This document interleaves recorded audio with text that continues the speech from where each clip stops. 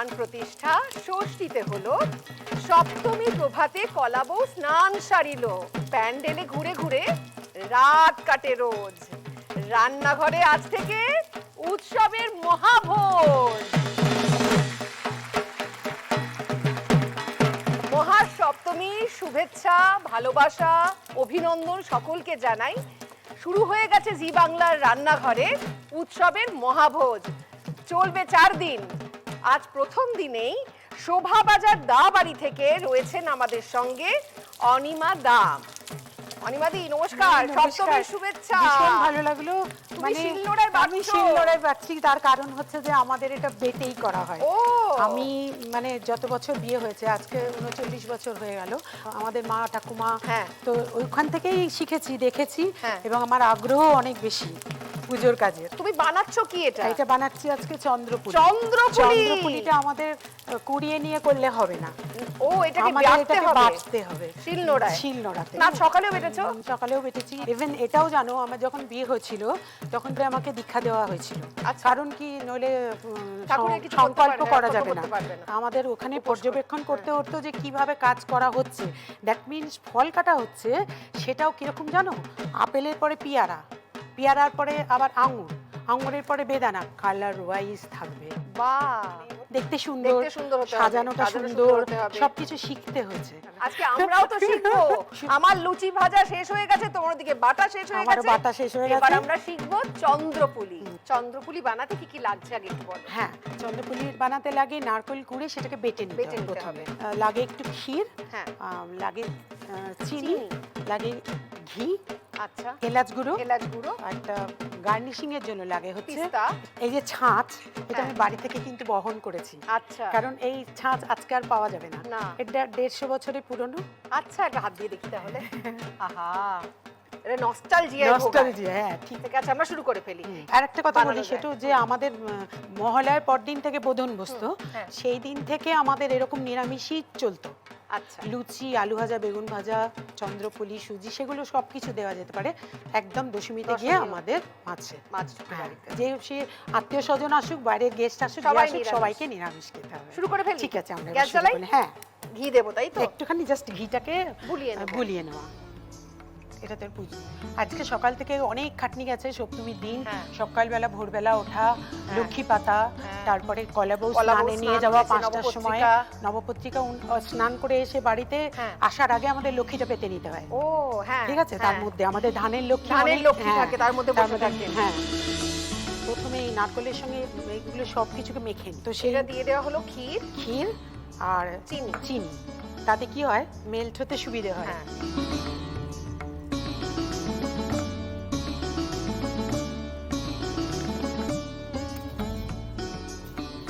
ভোগও তার মানে সব বউরা মিলেই রাধে? হ্যাঁ, বউরা মিলেই রাধি, সকলে মিলেই কাজগুলো আমরা করি। ক্ষীরটা মেশানো হয়ে গেল, এবার একসাথে ভালো করে মেখে নিয়ে তারপরে কড়াই দেওয়া হয়, তাহলে সেটা মেল্ট হতে তাড়াতাড়ি খুব হয়ে যায় এবং খুব সুন্দরভাবে মেল্ট হয়। হ্যাঁ, মিশে যত যাবে তত ভালো হবে। এবং এই পাকটা আমরা আর কি ছোটবেলা থেকে করতে এখন একদম, হ্যাঁ, এখনো যেটা আমাদের দেওয়া হয় সেটা বেটেই করা হয়। ঠিক আছে, তুমি হাতা দিয়ে আসবে? কোথা থেকে দিয়ে আসবে?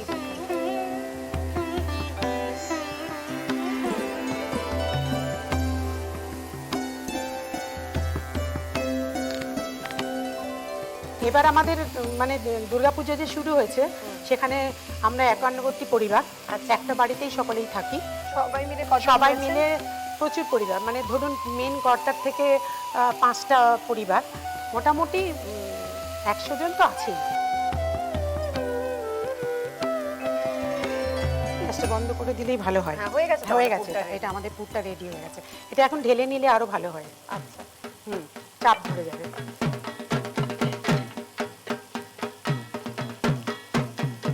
তুলে আমি এর তার কোনো কাজ নেই? না, ওটার আর কোনো কাজ নেই, ঠান্ডা হতে দিতে হবে এটাকে। হ্যাঁ, এর মধ্যে আমরা একটুখানি ওই গুঁড়ো এলাচ দিয়ে দেওয়া হলো।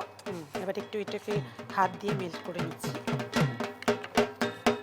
পাকটা করার জন্য।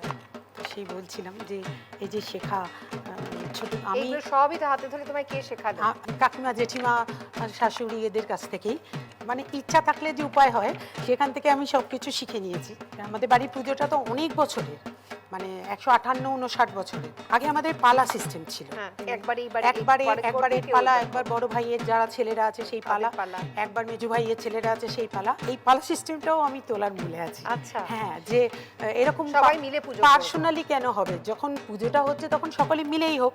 তখন দেখলাম যে আমার সেই কথাটাও মেনে নেওয়া হলো, যে যেখানেই থাকুক পুজোর সময় আমরা একসঙ্গে থাকি এবং আমাদের ক্যাটারিং এর রান্নাবান্না হয়। রান্নাবান্নার দায়িত্বে আমরা কেউ থাকি না, শুধু ঠাকুর ঘরের জোগাড়, ভোগের রান্না, ঠাকুরের জোগাড়। যেহেতু পুজোর রান্না, সেহেতু আমাদের ভোগের মধ্যে এগুলোই হয়। এবার একটুখানি গোল করে পাকিয়ে নিয়ে ওইটাকে ছাঁচে, ছাঁচটায় একটু ঘিটা আমাকে দাও না।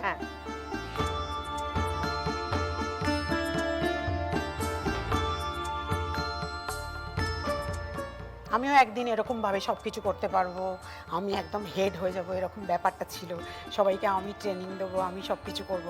তো এটা করতে করতে একদিনকে আমার হাতেই সবটা চলে আসলো। বাহ! দেখা গেল যে তখন আমি চিন্তা করেছিলাম যে দীক্ষাটা নিয়ে ভালোই করেছি। তাহলে যখন আমি পুজোর কাজ খুব ভালোবাসি, খরচাও প্রচুর আছে। আমাদের একটা দেবোত্তরের এস্টেট আছে, তো সেই এস্টেট থেকে পরিচালিত হয় সমস্ত কিছু, এবং আমরা নিজেরাও কন্ট্রিবিউট করে হয়তো করি অনেক কিছু। পুজোটা শুরু হয়েছিল যেই সময় থেকে, এইটা হচ্ছে একটি আমাদের হেমকুটির নাম, সেটা একটি মহিলা, মানে এই বাড়ির যিনি পেয়েছিলেন তার মায়ের বাড়ির সূত্র থেকে, উনি শুরু করেছিলেন পুজোটা। ওনার ক্ষেত্র থেকে, ওনারই যে পরিবার বেড়েছে সেই ক্ষেত্র থেকে, সেখান থেকে এখন হয়তো অনেকেই অনেক জায়গায়, ধরুন এটিনার বাড়ি শুনবেন নাম, জোড়াসাঁকো দা বাড়ি নাম শুনে থাকবেন, শোভাবাজারের দা বাড়ি, সবাই একটু বিভক্ত হয়ে গেছি আমরা। কারণ কি, জায়গার সংকুলান হয় না, তো সেই কারণে। বাহ, অপূর্ব। হ্যাঁ, এখন তো আর এরকম কষ্ট করে কেউ কিছু করে না। না,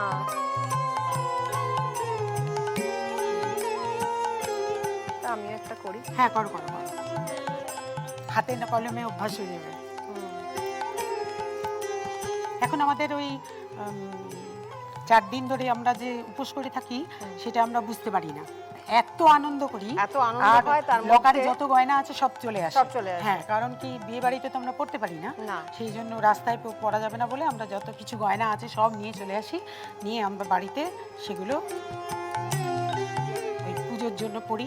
বিজয়া দশমী, তারপরে আমাদের ধরো আজকে সপ্তমী হয়ে গেলে কালকে অষ্টমী আছে। অষ্টমীর দিনে আমাদের আর একটা জিনিস হয়, সেটা হচ্ছে আমাদের সন্ধি পুজো হয়। সন্ধি পুজোতে আমাদের বিশাল একটা ব্যাপার থাকে। প্রথমে অষ্টমী পুজো হয়ে গেল, এবং সন্ধি পুজোতে 1 মণ চালের একটা ভোগ দেওয়া হয়। আচ্ছা, 1 মণ চাল। আরে তুমি তো একদম শিখে গেছো। খুব সুন্দর হয়েছে। 1 মণ চাল, তাতে কলা, আখ বড় বড় করে কেটে প্রচুর পরিমাণে পান দিয়ে, আর এত বড় একটা এরকম গাছ মুন্ডা উপরে বসিয়ে দেওয়া হয়। আচ্ছা, তো তুমিও তো কি সুন্দর করছো, দারুণ হচ্ছে। এক এক রকমের ছাঁচে, এই ছাঁচগুলো আমরা যত্ন করে রেখে দিয়েছি না, যে যতদিন পারবো ততদিন চলবে। তারপর তোমাদের উত্তরসূরিরা করবে। পুজোটা আমাদের খুবই ধুমধাম। আমিও একটা মাছ করে ফেলেছি, দারুণ সুন্দর হয়েছে। আমাদের কিন্তু চন্দ্রপুলি রেডি হয়ে গেছে।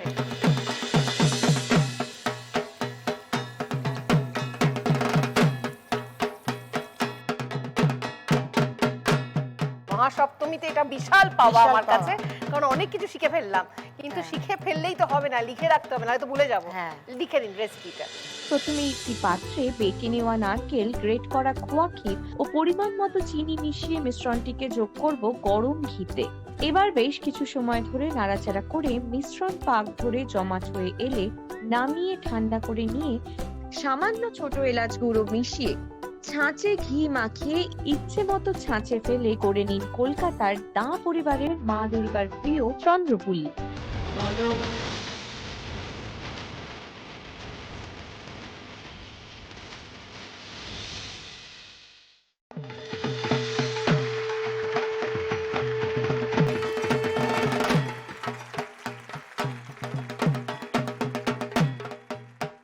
আপনারা দেখছেন সান সানরাইজ কো প্রেজেন্ট জি বাংলার রান্নাঘর। এখন নারকেলি পমফ্রেট রান্না করতে চলে এসেছেন বর্ধমান চ্যাটার্জি বাড়ি থেকে শাশুড়ি এবং বৌমা কৃষ্ণাদি এবং মৌমিতা। নমস্কার। নমস্কার। মহাসপ্তমীর অনেক শুভেচ্ছা তোমাদের দুজনকেই। তোমার জন্যও অনেক শুভেচ্ছা। আর তোমার জন্যই এটা বর্ধমান, তোমার জানি, জায়গা থেকে এটা এসেছে। এটা আমার সব থেকে প্রিয় মিষ্টি। মানে আমি যে বর্ধমানে সেটা চেনা যায় বিউলির ডালার পোস্ত আর এই সীতাভোগ আর মিহিদানা। পুজোর প্রথম দিন এরকম উপহার পেলে তো কি দারুণ। আমি রেখে দিই। আর আমাদের বাড়ির পুজোর একটা বিশেষত্ব যেটা, সেটা ছেলেরা প্রচুর দায়িত্ব নেয়। মানে আমরা বাড়ির ভেতরের দায়িত্বটা যেমন করি, মানে ঠাকুর বাড়ির যে কাজ সেটা আমাদেরকে এক বিন্দু দেখতে হয় না। মানে আমার দাদা ভাই একটা মেয়ের থেকেও বেটার করে। বাহ, দারুণ। আচ্ছা, এই যে নারকেলি পমফ্রেট, এটা বানাতে কি কি লাগছে আগে বলো? এটা বানাতে লাগছে হচ্ছে পমফ্রেট মাছ তো অবশ্যই লাগছে, ফুলকপি লাগছে, ফুলকপিটা একটু ভেজে নিতে হয়, একটু সেদ্ধ করা মটরশুঁটি লাগে ভাপানো, আদা বাটা, গোটা জিরে, চিরা কাঁচা লঙ্কা, কারি পাতা আর একটু নারকেলের দুধ। মাছটাকে ম্যারিনেট করতে হবে, তাই তো? মাছটাকে অন্য কিছু দিয়ে ম্যারিনেট না, মাছটা শুধু নুন মাখিয়ে ম্যারিনেট। আচ্ছা, তাহলে আমি নুনটা তোমায় দিই। হলুদ কিন্তু নেই, হলুদ এই রান্নায় পড়বে না। হলুদ নেই। তোমাদের কত বছরের পুজো? আমাদের পুজো হচ্ছে 134 বছরের এবছরে হবে। বাবা। এই পুজো অ্যাকচুয়ালি শুরু হয়েছিল হচ্ছে আমাদের দেশের যে বাড়ি, হ্যাঁ বর্ধমানের মন্তেশ্বর থানাতে, হ্যাঁ ওখানে আমাদের এই বাড়ির পুজো শুরু হয়। হ্যাঁ তো কুলিগ্রামে ওখানকার জমিদার ছিলেন, উনি এই পুজোটা ওখানে শুরু করেন। হ্যাঁ। পরবর্তীকালে বানের সময় এই পুজোটা আমাদের বর্ধমানের বাড়িতে চলে আসে। আমার একটু সাদা তেল লাগবে। সাদা তেল দেবো তো? হ্যাঁ। আমিও প্রথম দিকে যখন গেছি তখন মানে আমার ছোটবেলার ভাঙা হেঁটে হেঁটে অনেকটা যেতে ওখানে হতো। ওইদিকে আবার আমার মামার বাড়ির দেশ। আচ্ছা, মানে বড় বলরাম, আচ্ছা, দামোদর পেরিয়ে আমাদের খণ্ডঘোষ থানা। হ্যাঁ, তো আমরা সেই জন্য বলতাম যে ওখানে কে বিয়ে সম্বন্ধ করেছে।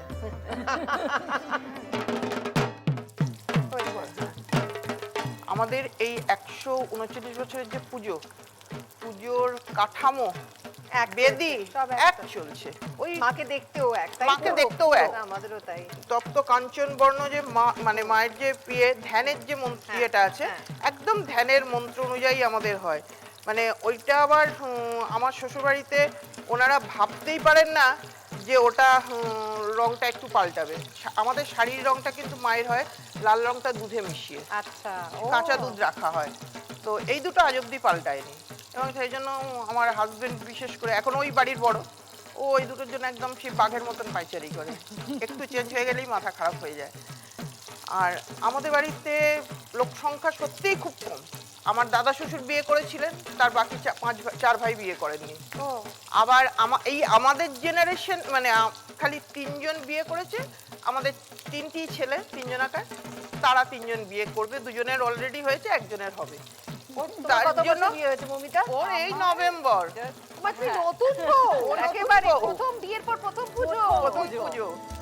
এরকম তো দারুণ এক্সাইটমেন্ট। কি কি দায়িত্ব পেয়েছে এবারে বলো? ও একটা কথা খালি বলে নি, ও নিজে মুখে সেটা বলবে কিনা জানি না, ও দায়িত্ব এখনো সেইভাবে পায়নি, কিন্তু আমি খুব খুশি ওকে দেখে যে ও সামনে বছর থেকে পুরো নিজের দায়িত্বেই পুজোটা করবে। বাহ, আমি পুরোটা ছেড়ে দেবো। হ্যাঁ, এবার ও বলুক ওর কেমন লাগছে। কেমন লাগছে বিয়ের পর প্রথম পুজো? প্রথম পুজো প্রচন্ড এক্সাইটেড। বাপের বাড়ি কোথায়? আমার বর্ধমানেই বাপের বাড়ি। মানে কাছাকাছি? হ্যাঁ, মানে একদম 5 থেকে 10 মিনিটের ওরে রাস্তা। বাবা, মানে love marriage? Yes, love marriage. আমি ছোটবেলা থেকে? হ্যাঁ, মানে আমার 12 বছরের প্রেম, তারপর বিয়ে। তো আমি 12 বছর ধরে শুধু এক্সাইটমেন্ট নষ্ট হবে না বলে কখনো পুজো দেখিনি। মানে কোনোদিনও 12 বছরের না, বাড়িতে পুজোতে না যাওনি? না না, কখনো পুজোতে আসিনি। এবং আমার খুব ভাল লাগে যখন আমার হাজবেন্ডের কাছ থেকে আমি একটা স্টোরি শুনি, যে যেমন আমাদের এই বাড়িতে সবাই কি দশমীর দিন সিঁদুর খেলা হয়, কিন্তু আমাদের দশমীর দিন সিঁদুর খেলা হয় না, আমাদের পুরো সিঁদুর খেলাটা হয় নবমীর দিন। আচ্ছা, মানে একদম ডিফারেন্ট কালচার। হ্যাঁ।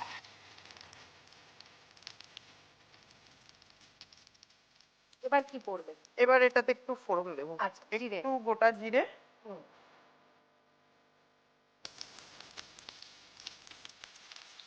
একদম আনকমন একটা ইয়ে, সেটা হচ্ছে কারি পাতা। কারি পাতা।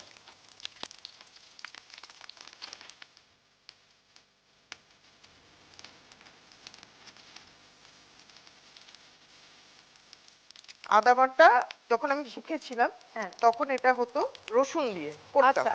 কিন্তু পুজোর সময় আমাদের বাড়িতে রসুন পড়ে না, রসুন পড়ে না, পেঁয়াজ রসুন কিছু পড়ে না। চাপা দিয়ে দিই, এরপর সাইডে যাবে। লঙ্কার গুঁড়ো রয়েছে আমার, মমিটা দাও তো। হ্যাঁ। সানরাইজের বাক্সে আছে খাঁটি লঙ্কার গুঁড়ো। সানরাইজ রান্নার স্বাদে ভালোবাসায় বাঁধে। লঙ্কার গুঁড়ো আমি সামান্য একটু জল দিয়ে দিচ্ছি যাতে ফাটাটা থাকবে না, একটু পুড়বে না। নিয়ে নিচ্ছি একটা ছোট্ট বিরতি। বর্ধমান চ্যাটার্জি বাড়ির বৌমা এবং শাশুড়ি রয়েছেন, রান্না হচ্ছে নারকেলি পমফ্রেট। ফিরে আসছি বিরতির পর।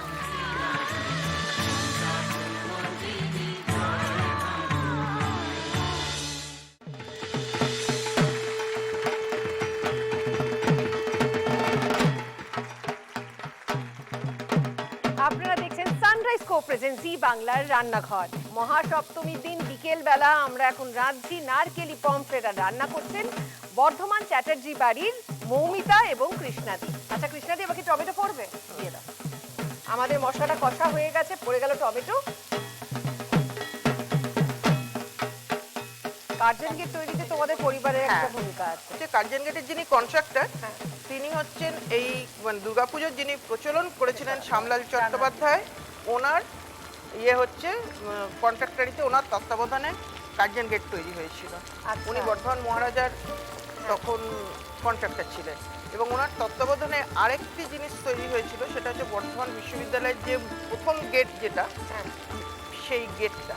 আচ্ছা। এবং আমাদের বাড়ি যদি কখনো যাও তাহলে তোমার মনে হবে এই গেটটাকে বোধহয় কোথায় দেখছি। আদলটা হচ্ছে কার্জন গেট এবং বর্ধমান বিশ্ববিদ্যালয়ের গেটটা হেলে গেছে, কারণ এই বাড়িটার 166 বছর প্রায় বয়স। আর আমাদের বাড়ির বাইরেটা অ্যাজ ইট ইজ আমরা মানে একবারে ওই রকম ভাবেই ধরে রাখার চেষ্টা করি, কারণ যেরকম আমরা দেখছি আমরা চাই আমাদের নেক্সট জেনারেশনে যেন বাড়িটাকে ওরকম ভাবেই রাখি।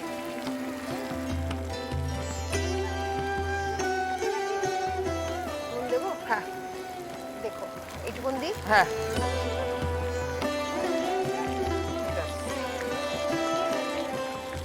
আচ্ছা, নারকেলের দুধটা রান্নায় দিলাম, তার সঙ্গে সঙ্গে নারকেলের দুধের সঙ্গে অল্প একটু জল মিশিয়ে এই বাসনটাকে ধুয়ে সেই জলটাও এতে দিয়ে দিলাম। এইবার আমি মাছটা দিয়ে একটু ঢাকাটা দেবো।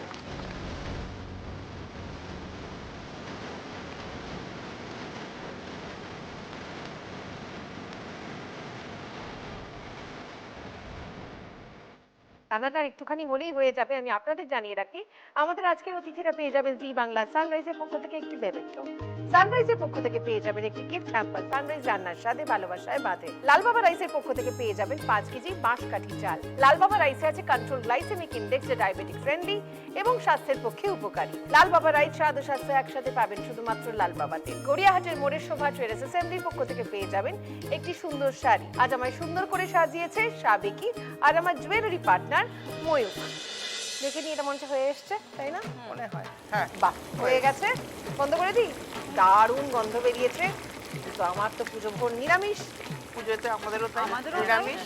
মায়ের জন্য তো সবটাই হচ্ছে, কিন্তু এই যে এত অতিথি অভ্যাগত যারা এসছে তারা কিন্তু সারা বছর বিভিন্ন কাজে থাকে, আসার সময় পায় না। সুতরাং তাদের আপ্যায়নে যেন কোনো ত্রুটি না হয়, তাদের কথাটা চিন্তা করে কিন্তু এই মাছটা রান্না হয়। রান্না হয়ে গেছে, সময় এসেছে লিখে নেওয়ার রেসিপি নারকেলি পমফ্রেট। লিখে নিন। প্রথমেই পমফ্রেট মাছগুলিকে সামান্য নুন মাখিয়ে নিয়ে গরম সাদা তেলে ভেজে তুলে রাখবো।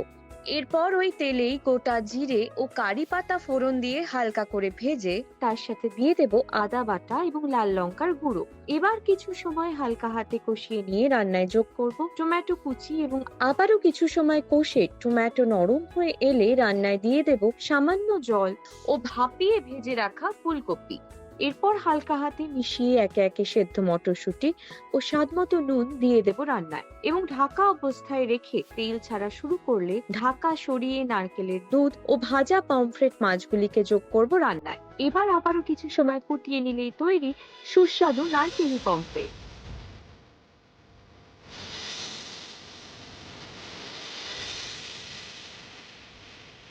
বনেদি বাড়ির পুজো উৎসবের মহাভোজ এখন 4 দিন ধরে চলবে জি বাংলার রান্নাঘরে। প্রথম এই যে 3 অতিথি, তোমাদের অসংখ্য ধন্যবাদ। তোমাদের জন্য রয়েছে কিছু উপহার। জি বাংলা সানরাইজের পক্ষ থেকে দুজনের জন্য রয়েছে এই সুন্দর মেমেন্টোটি। অনেক ধন্যবাদ। সানরাইজের পক্ষ থেকে রয়েছে একটি গিফট হ্যাম্পার দুজনের জন্য। লালবাবা রাইসের পক্ষ থেকে রয়েছে 5 কেজি বাঁশকাঠি চাল দুজনের জন্য। গড়িয়াহাটের মোড়ে শোভা ট্রেডার্স অ্যাসেম্বলির পক্ষ থেকে রয়েছে একটি শাড়ি দুজনের জন্য।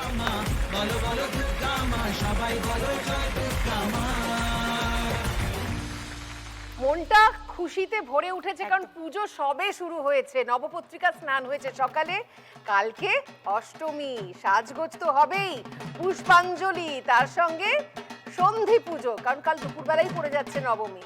তাই পুজো ভালো করে কাটান, ভালো খাওয়া দাওয়া করুন, আর এই রান্নাগুলো শিখে বাড়িতে পটাপট রান্না করে ফেলুন।